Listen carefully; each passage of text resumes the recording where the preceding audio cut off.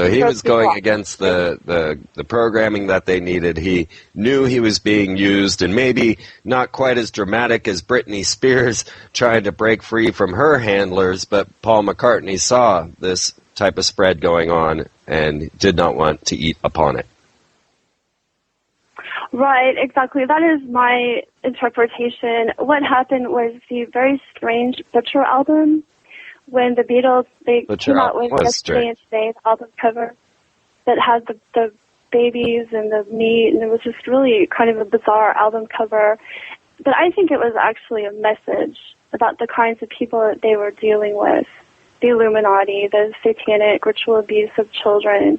The official story, it was a comment on the Vietnam War, but why butcher babies?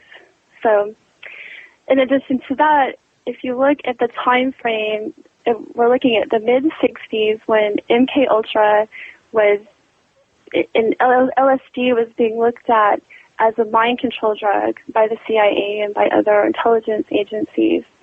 So how do you get people to willingly take or voluntarily take a mind control drug? Well, if you get a famous popular rock star to take the lead and say, oh, I've tried it, then wouldn't a lot of people be tempted to try it?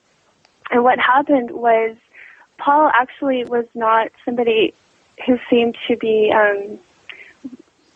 much of a drug user. He smoked pot. He took usually one Prelude when they played in Hamburg, and absolutely refused to take heroin, according to Dick Lester, who was the director of Help.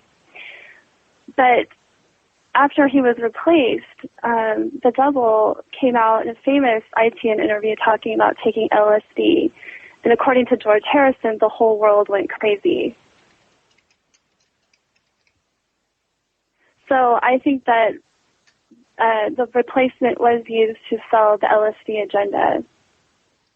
Well, I can buy that 100%. I've certainly followed the Grateful Dead around enough to know that that's how they're transporting military drugs all across the nation, using these poor little kids, leading them around like a Pied Piper with this band, leading them to all the drug connections that they needed. And I know from firsthand knowledge of speaking with people that the drugs they were dealing were from the military. So this is not something that's outside the box at all. This is being done. And we can watch it with the Grateful Dead when they replaced their bass player with old Phil Lesh. And all of a sudden they became known as the Warlocks or Wizards, the Warlock Black Magicians. They were then being used in the LSD acid Kool-Aid testing along with Timothy Leary. And they were just teleporting and transporting all of this using the kids to do all the drug running and keeping the nefarious dealings of the military-industrial complex out of the picture. Right? Exactly. And Timothy Leary did admit to being a CIA operative or being used by them and spreading the LSD message. Yes. That was, no, go on. And also Allen Ginsberg. So it seems that the counterculture was actually quite contrived, that the military was making the LSD, was spreading it, was getting people to take it, either to control people's minds or to derail the anti-war movement, to castrate it, if you will.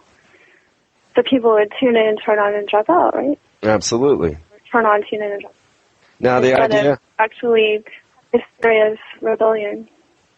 Yes, and they were doing this in a peaceful rebellion type, the love rules type scenario here, which they could not allow. They need violent revolution for these type of scenarios. So was the original Paul involved in any of the songs like Helter Skelter, or all that came afterwards, right? Lucy in the Sky with Diamonds, things of that nature?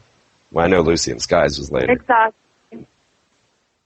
Right, and Helter Skelter, too, the replacement said was his comment on the fall of the Roman Empire, which I think is very interesting.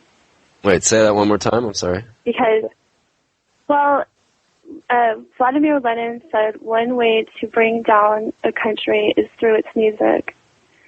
And then Paul McCartney, said that Helter Skelter was a metaphor for the fall of the Roman Empire. Curious. Using music in a way to destabilize a country. And the music is purposefully degraded. It's not like something the real Paul would compose. Well, we can see that. We can see that over and again now with, of course, the depression mode that they stuck in around the early 90s. And we can see how that culture creation, I mean, since Plato's time, has been the method of control. There's no doubt about it. Tell the people what they believe, tell them what they think, and use music as one of the most insidious spells, because absolutely it programs right into your brain. You'll be singing along without even realizing what you're taking into your head. That's exactly something that Jimi Hendrix said, that you could use music to program people. There's absolutely no doubt about that. So now this concept of satanic ritual abuse and, the use of Aleister Crowley on the front of the Sgt. Pepper's, one thing that I found very interesting, and this is one of my own little tidbits on Paul McCartney, now him being Sir Paul McCartney, knighted by the Queen and all, he sings a song with wings that was The Mull of King Tyre. We'll get back to that on the other side.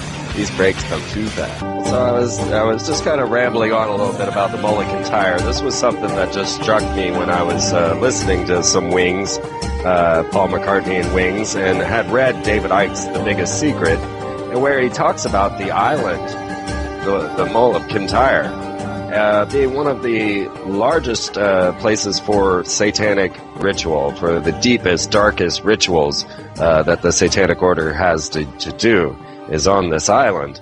And here was Paul McCartney singing how he just loved to get back to the Mull of Kintyre. And of course this sent all kinds of Masonic connections for me, being that the King Tyre is where Freemasonry comes from, and the whole idea of them being the descendants of this Tyre, the kin of Tyre. Anyway, I just, thought I'd point that one out. It's a little sentence in David Icke's book, but it also matched up with Paul McCartney. But let's get deeper into the idea of how the Illuminati, how the Secret Service, intelligence agencies would be able to use people like this. And also, how do we know that Paul McCartney is a double? What are some of the forensics that we could uncover to show that he is not the same Paul? Okay, well, if you do photo comparisons, you can see for yourself.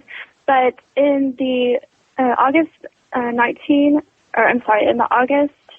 2009 Wired magazine, the Italian version, there was a very interesting article with two Italian scientists, Francesco Cabazzani and Gabriella Carlesi.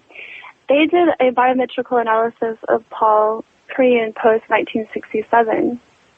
And the English title is Ask Who Was the Beatle. It's just a machine translation of the Italian, but it's online. They actually set out to prove that it was a hoax, that Paul was dead and replaced, but they ended up actually proving that he was replaced. And some of the differences that they saw were, one was the jawline. They saw a morphological difference in the curve of the mandible. And before 1967, there were two curves, and after 67, there was a single curve. So that was one difference. Second one was a difference in the lips. The line that the lips form when your lips are closed and your mouth